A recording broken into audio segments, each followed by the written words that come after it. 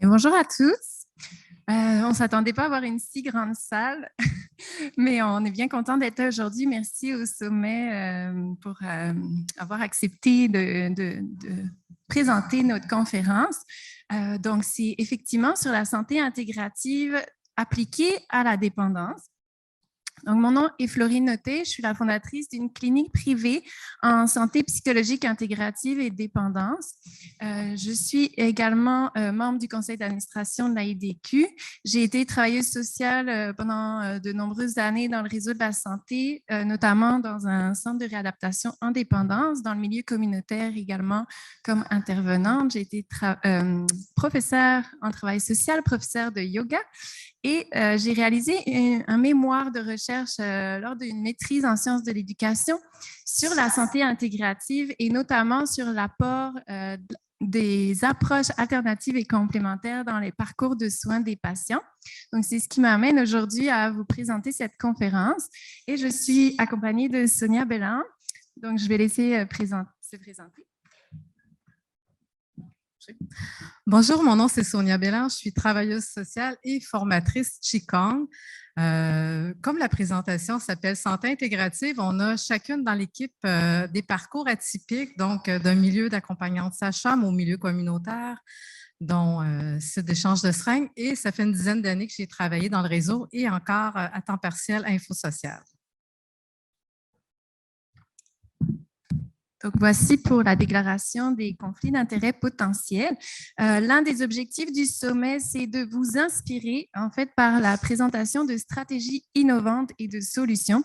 C'est dans ce cadre-là qu'on vous présente la conférence. Donc, notre objectif, c'est justement de vous inspirer en vous partageant notre expérience clinique sur la pratique professionnelle en interdisciplinarité à travers une approche de santé intégrative en dépendance. Donc, 4 constats qu'on voulait vous partager. Donc, c'est des constats, il n'y a pas d'interprétation nécessairement à avoir. Le premier constat, c'est que 79% des Canadiens utiliseraient des approches alternatives et complémentaires. Deuxième constat, les recherches stipulent qu'il y aurait entre 40 et 90% des personnes qui présentent une dépendance à l'alcool et aux drogues qui expérimenteraient au moins une rechute après avoir reçu des services d'aide. Troisième constat, le partenariat de soins et de services est de plus en plus valorisé dans une perspective d'amélioration des pratiques cliniques. Et quatrième constat, la préoccupation des thérapeutes qui est d'offrir des services vraiment spécialisés, vraiment adaptés, qui répondent réellement aux besoins des personnes en demande d'aide. Donc, notre postulat de base, c'est qu'on pense que la santé intégrative, à travers sa vision globale de l'être humain, constituerait une manière de mieux répondre aux besoins des personnes en demande d'aide et permettrait de maintenir l'objectif atteint plus durablement. Donc, comme je dis, c'est un postulat, c'est une hypothèse qui reste à vérifier, même s'il y a des études, des recherches qui démontrent l'apport des approches complémentaires sur la santé, sur les maladies chroniques, sur la dépendance. Mais ce postulat-là, c'est celui qu'on expérimente, nous, à titre de cliniciens. Alors, vous allez me dire, oui, mais comment? Donc, rapidement, une petite définition de la santé intégrative. Qu'est-ce que c'est? Ça propose une prise en charge interdisciplinaire à l'aide d'outils, d'approches et méthodes thérapeutiques diversifiées et interconnectées dans le respect des choix de la personne et de ses particularités. Il s'agit, par exemple, de faire cohabiter des approches conventionnelles avec des approches alternatives et complémentaires. Donc, un exemple d'interdisciplinarité, ça pourrait être au sein d'une même organisation d'avoir des psychologues avec des approches différentes, psychodynamiciens, humanistes, thérapie cognitivo-comportementale, qui travaillent avec des travailleurs sociaux, des hypnothérapeutes, des acupuncteurs, des médecins généralistes, des psychiatres. Donc, ça pourrait être des professeurs de yoga, donc vraiment des patients partenaires, sans oublier. Donc, ça ressemble à un exemple d'interdisciplinarité. Puis, qu'est-ce que c'est l'interdisciplinarité?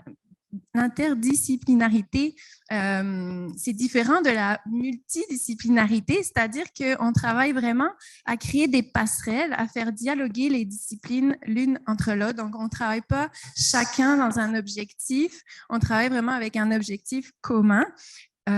Et ça s'alimente, ça s'entrecroise pour en fait éviter de créer des interstices entre elles. Donc, on voulait vous représenter visuellement un schéma de notre vision de la santé intégrative. Donc, c'est issu vraiment de ce que nous, on expérimente avec nos usagers.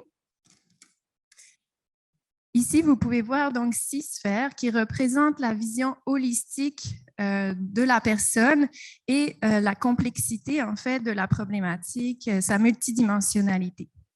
On a la première sphère, donc de l'inconscient. Ici, on veut regarder les schémas répétitifs, les comportements automatiques et l'imaginaire de la personne. Donc, bien souvent, l'hypnose va avoir tout son sens ici parce qu'elle va venir proposer en fait à la personne de visualiser le changement que la personne souhaiterait voir. Donc, on sait qu'à travers la visualisation, c'est déjà un premier pas vers le changement. La psychologie aussi a également toute sa place ici. Ensuite, on veut regarder le passé de la personne, donc ses traumatismes, son histoire de vie, la trajectoire de service. On va regarder aussi la sphère du social avec le fonctionnement social, les relations, l'environnement, la sphère de la physiologie avec le métabolisme de la personne, ses habitudes de vie, l'alimentation. La sphère du conscient. Ici, on veut amener la personne à prendre conscience, à conscientiser ses comportements addictifs, ses déclencheurs, ses cravings, ses émotions. Et la dernière sphère, la psyché. Donc, on veut amener la personne à comprendre son fonctionnement interne ou le professionnel à comprendre les fonctions cognitives, etc. Donc, on ne peut pas dire qu'il y a une discipline qui s'occupe d'une sphère. Ce serait vraiment très limitant, en fait, pour chaque discipline. On ne pourrait pas dire, par exemple, que le médecin ou la naturopathe s'occupe que de la sphère physiologie. C'est pour ça qu'elles sont toutes entrecroisées entre elles. Puis c'est vraiment ça l'idée de l'approche intégrative, c'est que le professionnel, il a cette vision d'ensemble qui permet, en fait, d'adresser toutes ces sphères et de référer quand il voit que c'est nécessaire pour la personne. Donc, il y a vraiment l'idée de s'adapter aux besoins et à la demande des personnes. On va vous présenter une étude de cas pour illustrer tous ces propos. Sonia Belin, c'est à ton tour.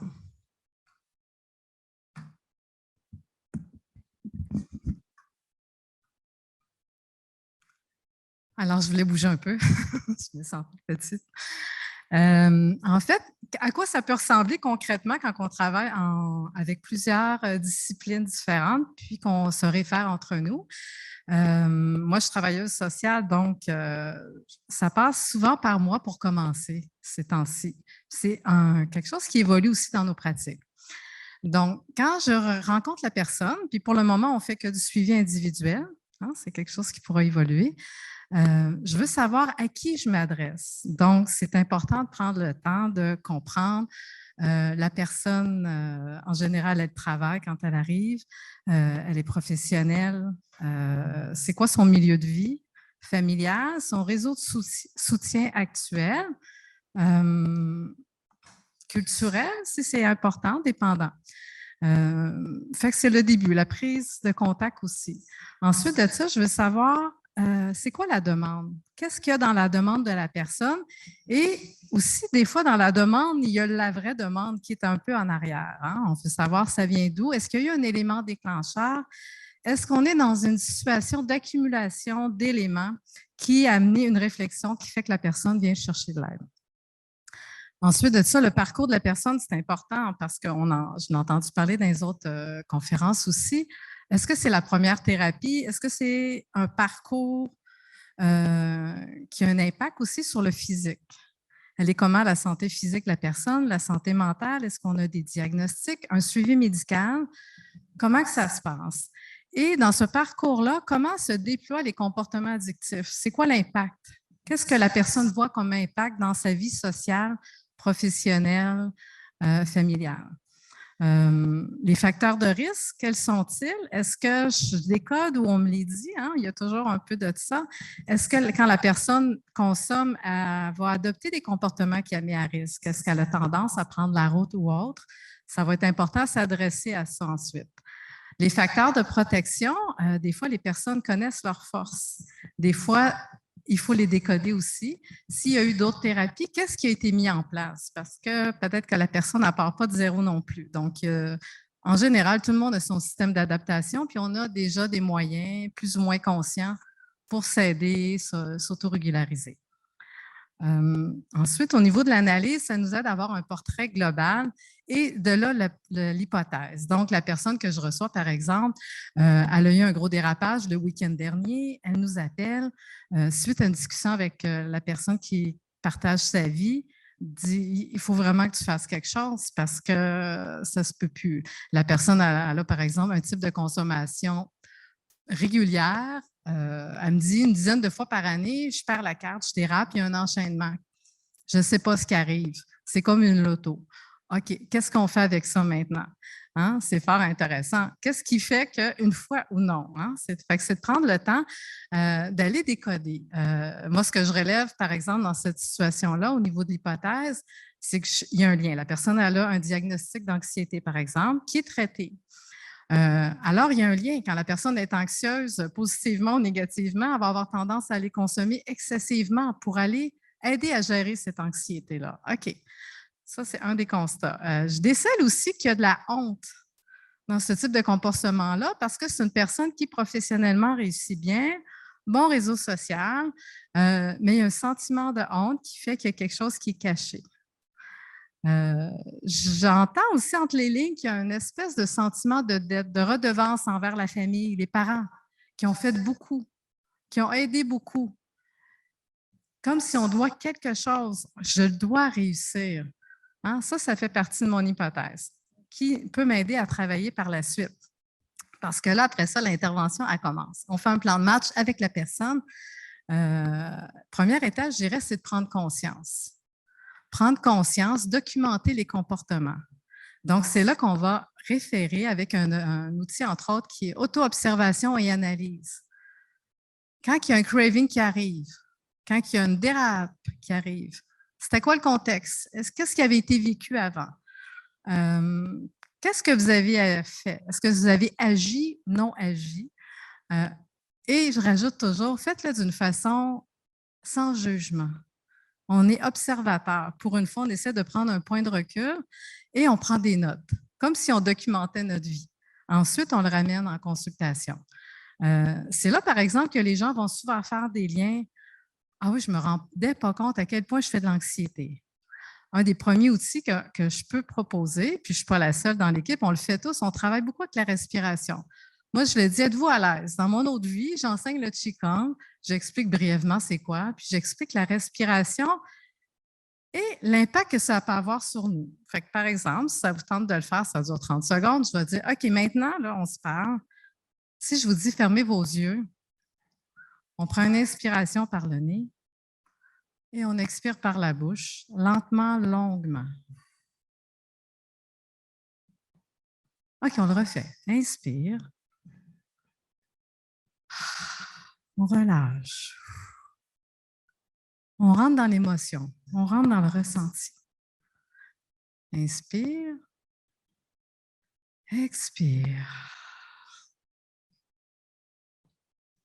Et honnêtement, moi, je travaille qu'en Zoom, puis pour vrai, je le ressens, que ça me calme et que ça calme la personne. Ce que ça fait, ça c'est mon hypothèse à moi, c'est qu'on met en contact avec le corps. Notre corps est notre meilleur outil. Donc, dans mon approche, qui n'est pas purement travail social, mais qui est une approche, j'essaie d'outiller la personne à rester connectée avec son ressenti. Une fois qu'on fait ces liens-là, on intègre la respiration ou pas après, je leur suggère, on le mettra dans le plan de traitement ou pas. Appliquer les moyens. Quels sont les moyens? Bon, on a parlé de la respiration. On peut être en plan. Est-ce qu'on fait un plan de réduction? Ça serait quoi votre plan de marche? Ce serait quoi les limites? On est dans le plus concret. On peut aller aussi avec un exercice qui est une boîte à outils en cas de graving. Qu'est-ce que vous pouvez faire? Parce que là, on est à jeun, on est en démarche, c'est facile, on est motivé. Qu'est-ce qui fait que vous êtes là aujourd'hui? C'est le temps de les écrire.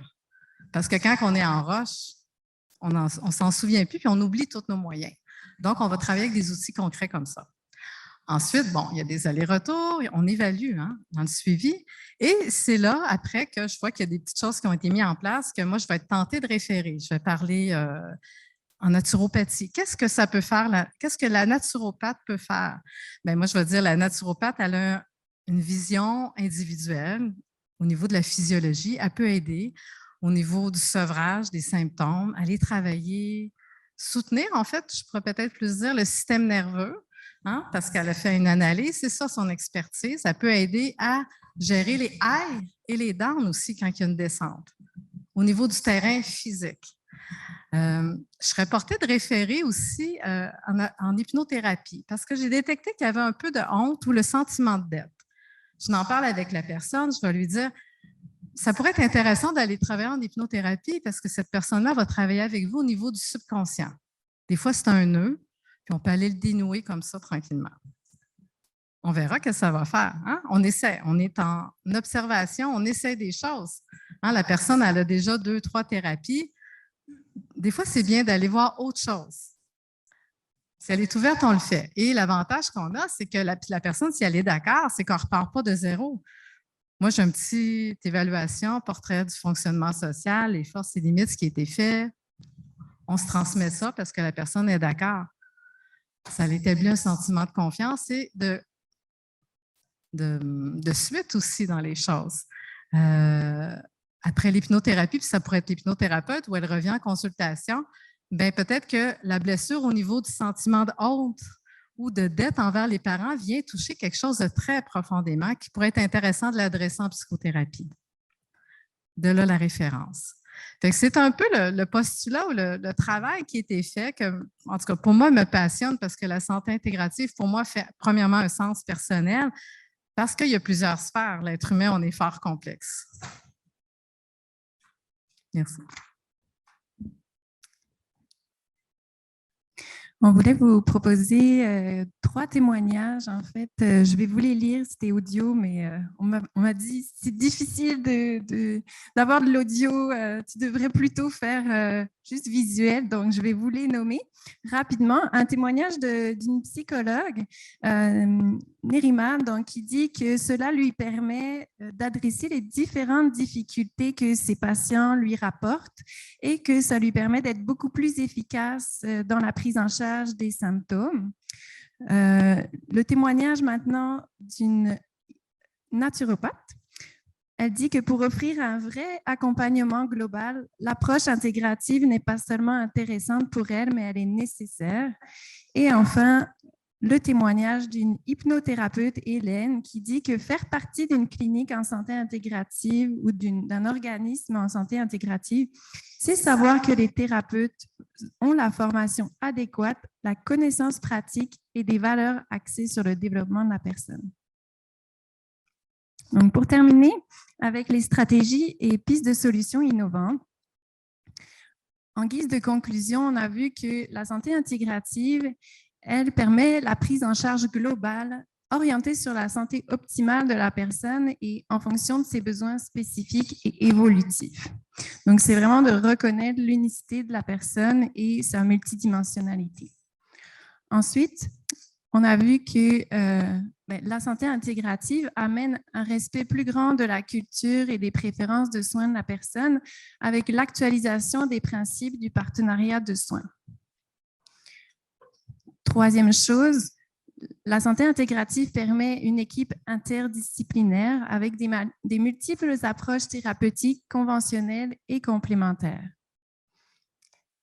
Enfin, la santé intégrative amène à l'ouverture vers des services spécialisés, mais plus ouverts. On comprend que l'ouverture est importante. Et par exemple, ça peut être ouvrir vers tous les comportements addictifs. Donc, pas seulement la drogue, l'alcool, les médicaments, le jeu, mais aussi le sucre, le sexe, le travail, le sport, etc. Donc, ça permet en fait de répondre au transfert d'une dépendance à une autre que certaines personnes peuvent vivre. Ça pourrait être aussi l'exemple qu'on a vu tout à l'heure avec des durées modulables. Donc ça s'inscrirait très bien dans une approche de santé intégrative. Et la téléconsultation aussi, qui permet en fait de mettre en contact des professionnels qui seraient éparpillés sur le territoire québécois. Ça permet aussi, à un certain niveau, de pallier au manque de services des régions éloignées. Permet aussi de s'adapter à la vie de la personne. Pour nous, ce qui nous concerne, c'est surtout des personnes qui travaillent, donc qui sont une vie très chargée. Donc, c'est dans l'idée, en fait, de s'adapter, encore une fois, aux besoins de la personne qui est en demande d'aide et non l'inverse. Je me suis inspirée beaucoup de Samuel Blanc, qui est un médecin de famille qui a écrit de nombreuses choses sur la santé intégrative et pour les statistiques drogue, santé et société. Donc, pour conclure, selon l'OMS, la santé intégrative est une solution incontournable face aux problèmes des sociétés, notamment de la dépendance et du problème de surdose. Et nous pensons qu'en fait, la synergie et la complémentarité d'approches thérapeutiques permettrait de mieux prévenir et intervenir et de rendre la personne souffrant de dépendance davantage actrice de son parcours de soins. Alors, on vous remercie beaucoup et si vous avez des questions, je pense qu'il reste quelques minutes.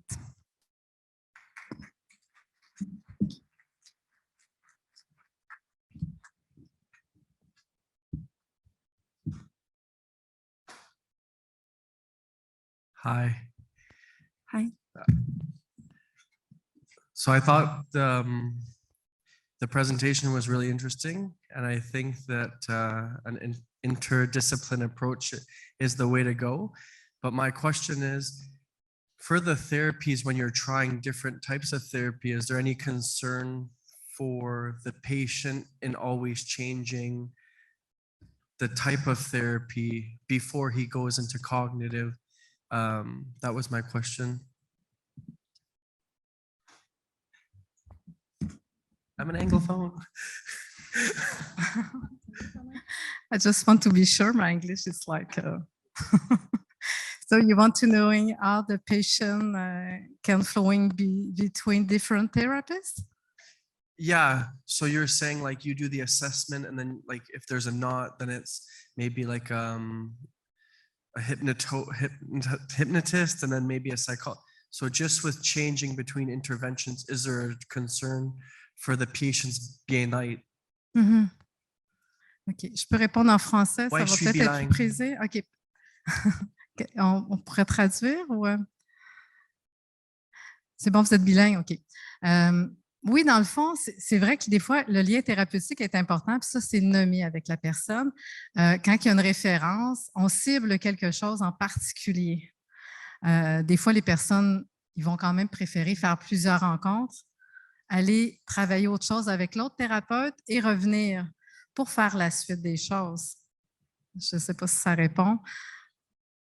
On communique entre nous aussi. Donc, par exemple, si la personne va en hypnothérapie, toujours avec l'accord de la personne, l'hypnothérapeute va me renvoyer ce qui a été travaillé et qu'est-ce qu'elle a observé. Puis, on poursuit. Merci.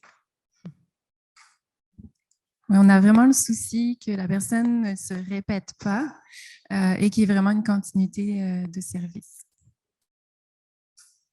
Donc, c'est vraiment d'aller chercher toutes les forces de chacun. Et c'est pour ça que, personnellement, je suis vraiment pour la diversité, aussi bien au niveau des professionnels, des approches, des disciplines.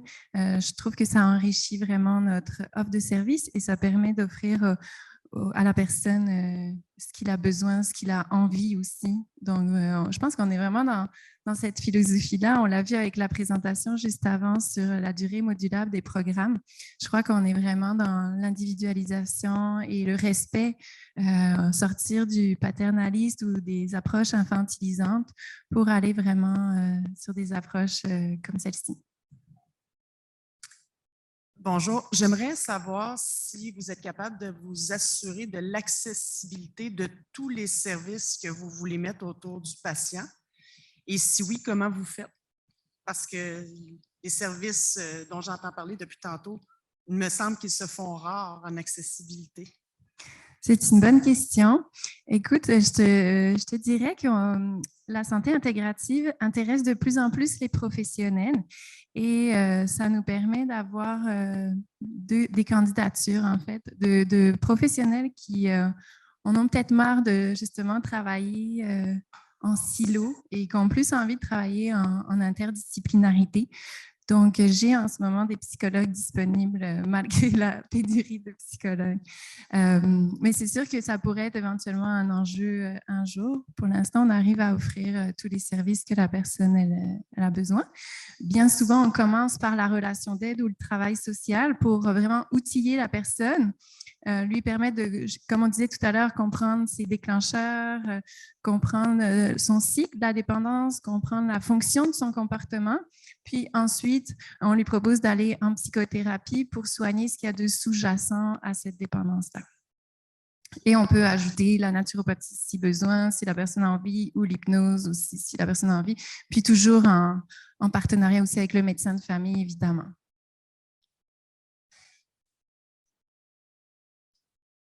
Je regarde s'il y a des questions. Oui. Bonjour, moi je suis ostéopathe. Wow! Je me suis intéressée à l'ostéopathie dans le cadre de troubles de l'usage. Donc, j'ai fait une revue de littérature parce qu'il n'y a pas grand-chose qui a été fait. Mais dans une approche globale de soins, comment envisagez-vous l'approche de la thérapie manuelle pour prendre en compte aussi l'aspect corporel de l'individu qui a besoin d'aide? Oui, c'est vraiment excellent. En ce qui nous concerne, on est 100% en ligne parce que notre clientèle, comme je disais, est 100%, quasiment, 99% des gens qui travaillent. Puis, on est la seule clinique en santé intégrative au Québec. Donc, ça nous semblait important d'offrir des services sur l'ensemble du territoire. Ensuite, si tu veux bien nous donner tes coordonnées, ben, on te référerait éventuellement des personnes pour tout ce qui est thérapie manuelle. Mais faire de l'ostéopathie en ligne, c'est quand même un peu difficile. C'est ça. Mais éventuellement, moi, dans mon monde de licorne, on aurait justement des cliniques où on intègre tous les services et on peut justement travailler en équipe à se partager la tâche pour vraiment une prise globale de tous les aspects de la personne. Oui, c'est ça qu'on fait, effectivement. Merci. Il y a un début. Merci. Merci beaucoup, mesdames. Merci à vous. Merci pour votre écoute.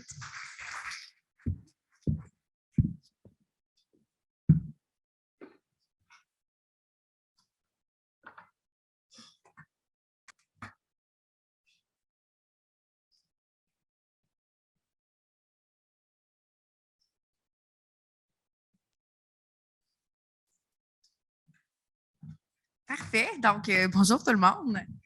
Je vais peut-être accrocher le micro.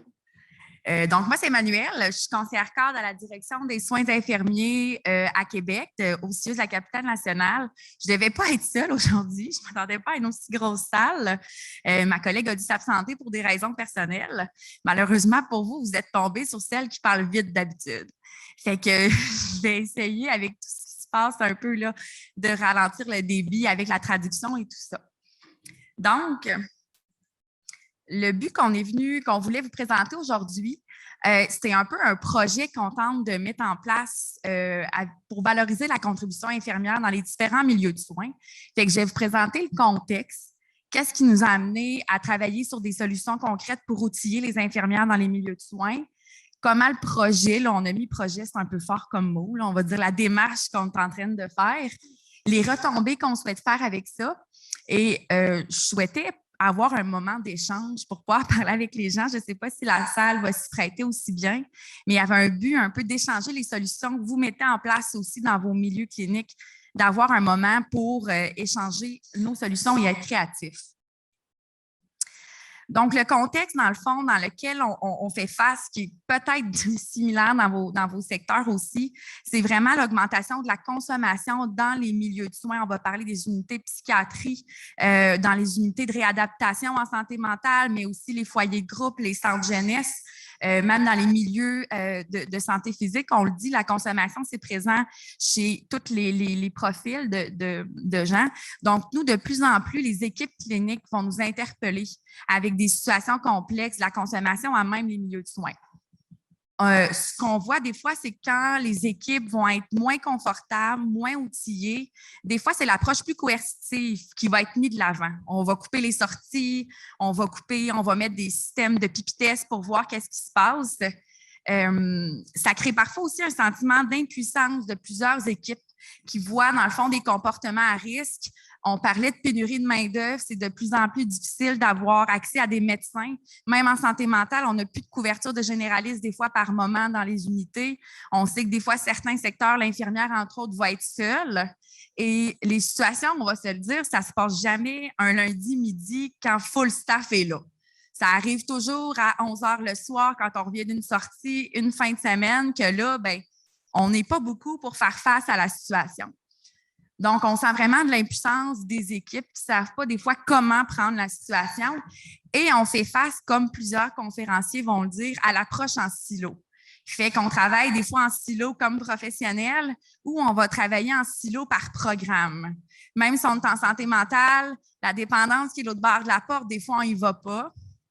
Il y a aussi un enjeu au niveau des cursus universitaires pour les infirmières. Je vais parler pour ma paroisse. La dépendance, il n'y en a pas beaucoup. Ou même, j'oserais dire, pas du tout dans certains. Fait que dans le fond, on apprend un peu sur le terrain avec qu'est-ce qu'on se fait dire, ce à quoi on est exposé, qui peut être un problème en soi.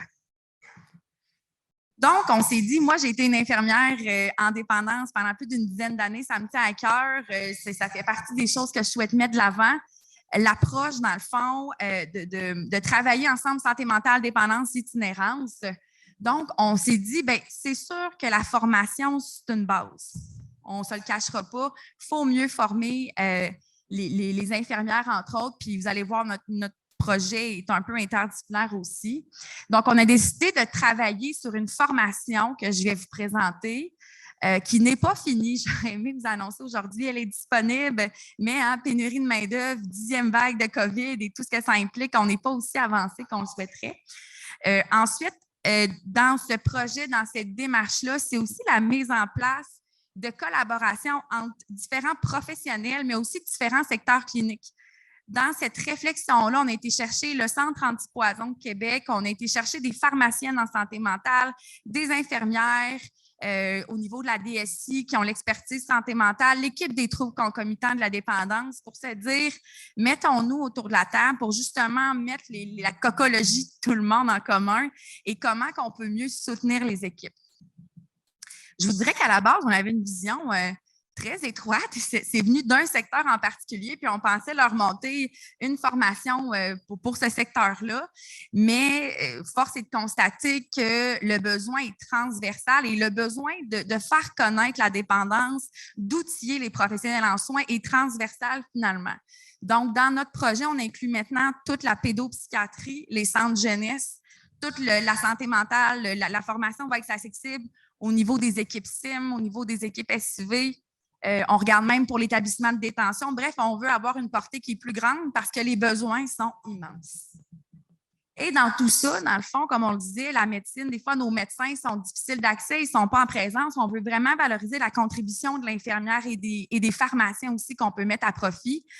Parce que si chacun va au bout de son champ d'exercice, son champ de compétences, on est capable d'en faire pas mal. On est capable d'en gérer des situations. Et c'est ce qu'on souhaite mettre de l'avant.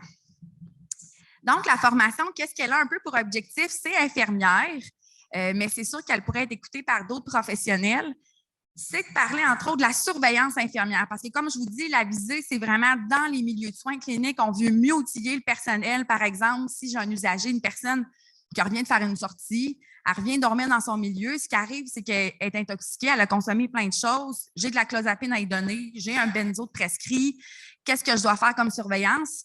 Si je ne sais pas quoi faire, bien, je vais être bien plate, je l'envoie à l'urgence, ça, c'est pas trop long. J'ai un pouls qui est accéléré, j'ai pas de médecin, ben, je me dirige vers l'urgence.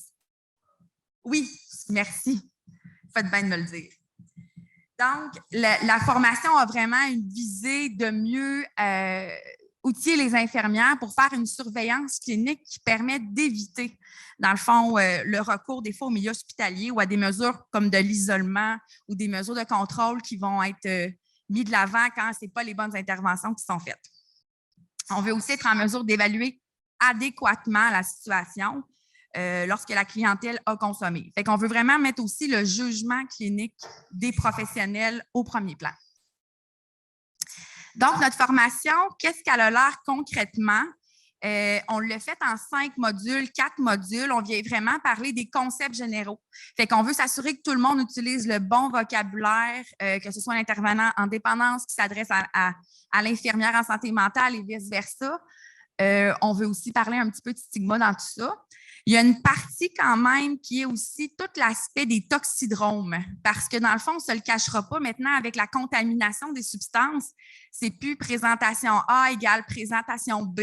Fait qu'on essaie de transformer la démarche clinique, la démarche d'évaluation de l'infirmière en y allant par présentation clinique. On va essayer de deviner qu'est-ce qu'il aurait pu consommer ou qu'est-ce que la substance aurait pu convenir pour avoir une approche plus sécuritaire.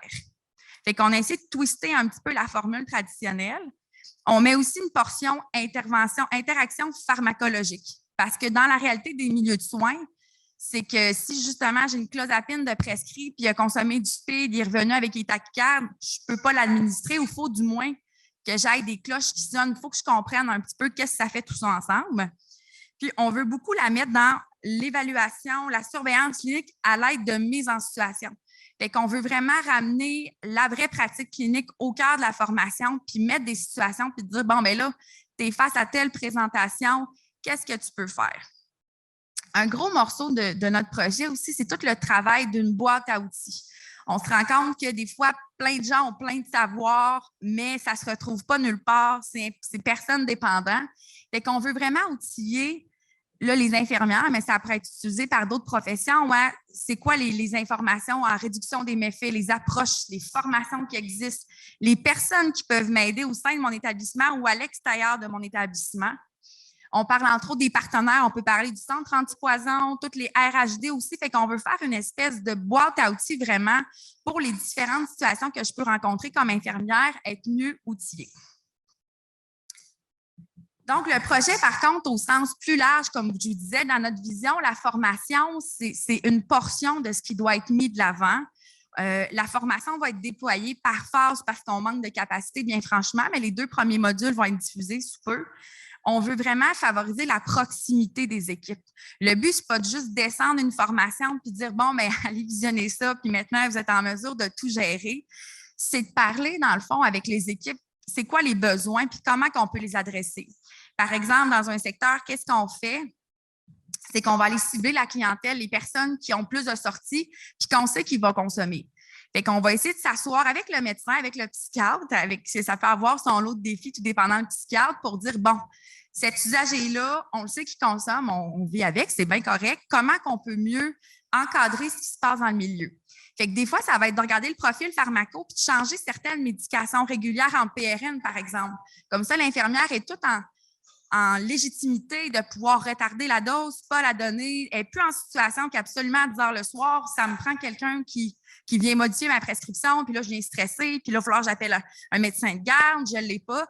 Fait qu'on vient vraiment regarder la situation et quels sont les moyens, même le milieu qu'on peut faire pour éviter de devoir appeler un médecin, pouvoir conserver notre usager dans le milieu de soins, puis mieux pouvoir cohabiter un peu avec la consommation plutôt que des fois chercher à la proscrire à tout prix, surtout dans les milieux de réadaptation, justement, qu'on va travailler avec la réduction des méfaits. Puis le but, c'est que la personne elle va se trouver un autre milieu de vie après. Il faut travailler avec elle à cohabiter avec sa consommation, puis parfois la médication.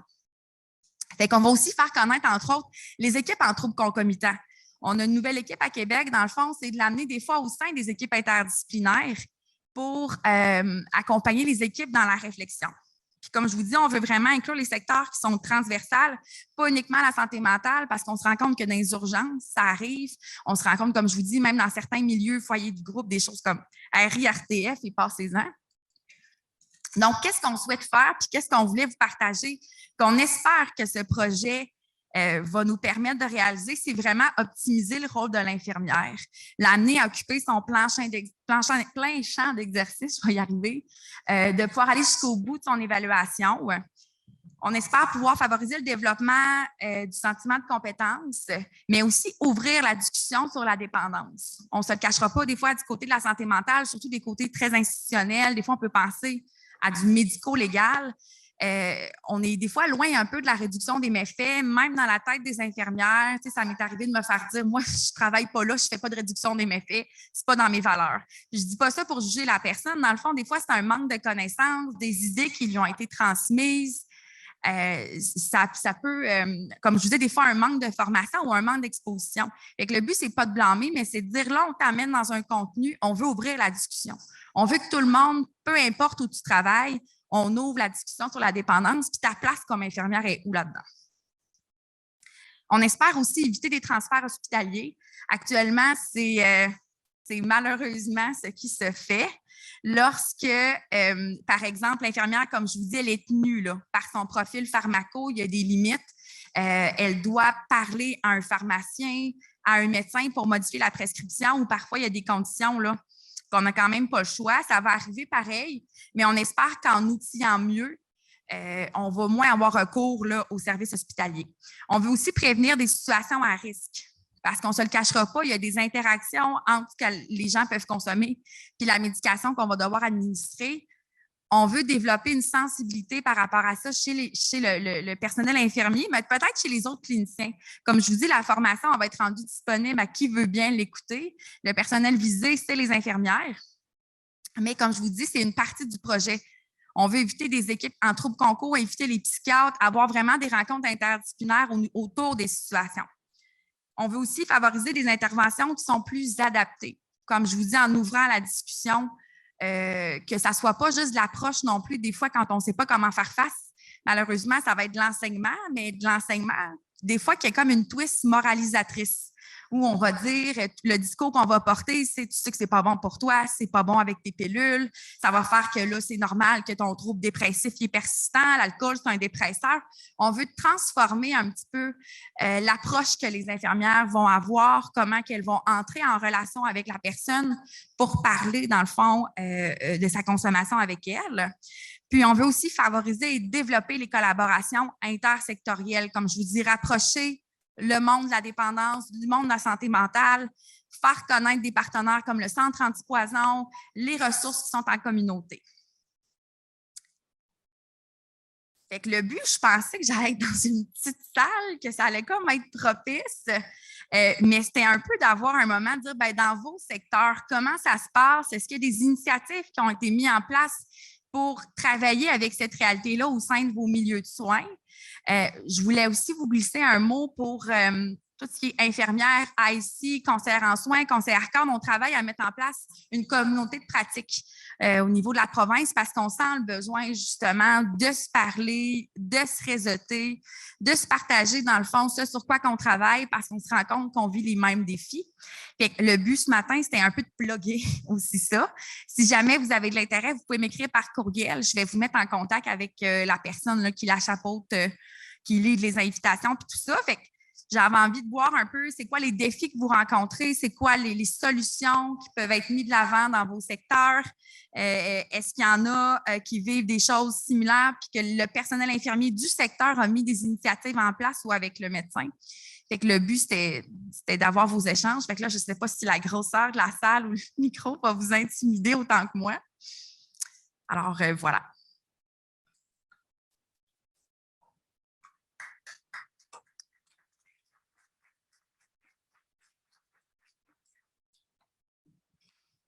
Allô. Alors, ouais. Moi, je suis étudiant à l'Université Laval en sciences infirmières en ce moment, puis je remarque qu'il y a beaucoup des choses dont vous avez parlé qui seraient vraiment pertinentes d'apprendre au bac directement, dans le sens que je connais beaucoup de pères futures infirmières qui, quand je mentionne mon intérêt pour le travail auprès de personnes avec des troubles de dépendance, des choses comme ça, ils vont faire comme « Ah ouais, comme... Ouais. Puis c'est beaucoup, comme vous dites, manque d'exposition, puis ça fait que les gens se dirigent juste pas vers ces secteurs-là de base. Fait que je voulais savoir si vous aviez comme pensé à, je sais pas, par rapport à la formation plus Oui. initiale des infirmières. Moi, je calme ma bosse avec ça. Je peux te dire que je rabats les oreilles avec ça, puis souvent, on va avoir une mission universitaire. Fait que c'est sûr qu'on demande la représentation, puis le message que je porte aussi, c'est que c'est pas une clientèle. Tu vas travailler en CHSLD, on s'en faisait parler ce matin, on en voit de plus en plus. Tu travailles à l'urgence, tu vas être exposé à des gens qui utilisent des substances. Fait que ça serait de ramener, même sans travailler avec les gens qui utilisent des substances, tu vas être face à cette réalité-là, tu vas devoir y être exposé. Fait que moi, c'est sûr que c'est un message que je porte que ça ne devrait pas attendre le bac ou le certificat en toxico. Ça devrait faire partie de la formation au niveau collégial. Fait que si tu veux le dire à ton université, aide-moi à porter le message. Je pense que c'est quelque chose qu'il faut militer. C'est le but de tout notre projet aussi, de faire que les infirmières vont faire plus d'advocacy pour la clientèle, puis pour la formation, entre autres, puis pour la place qu'elles peuvent prendre au sein des équipes là, dans ces contextes-là. Merci. Merci à toi. Oui, est-ce que la formation ne sera pas en québécoise? Oui, on va la mettre sur ENA. Fait que, dans le fond, on veut la rendre accessible à tout le monde. C'était le but de venir vous en parler, de dire on travaille là-dessus. S'il y en a qui sont intéressés, on va vous le partager. C'est sûr que peut-être que la boîte à outils va être un peu régionale, là, parce qu'on va travailler avec nos trajectoires, les partenaires, puis tout ça. Mais au besoin, vous pourrez m'écrire, puis il y a des versions modifiables. Bonjour Emmanuel, bravo pour le projet. Marcel Jean, je suis gestionnaire au Centre CASA à Québec. Oui. Tu connais sûrement. Oui. En fait, ma question, c'était est-ce que votre formation va être disponible pour les infirmiers et infirmières qui travaillent à l'extérieur du centre du CIUS de la capitale nationale? Bien, elle va être sur ENA. Fait que là, ça peut être une phase 2. Vous n'avez pas accès à ENA. Je pense qu'il faut être... les centres de dépendance n'ont pas accès à ENA. OK. Bien là, il faudra peut-être que... Là, je suis pourrie en informatique, là, je suis pourrie dans l'accès, mais je pourrais l'escalader au sein de mon établissement pour voir comment on peut la rendre disponible. Ça serait quoi les bonnes stratégies?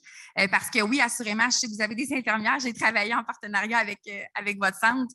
Donc, le but, c'est de la rendre disponible parce que vous aussi, vous êtes exposés. Fait que je vais me pencher sur les aspects techniques. Là. Je ne peux pas vous répondre aujourd'hui. Ah ben, merci. Est-ce qu'il y avait d'autres questions, d'autres interventions? Bien, merci beaucoup.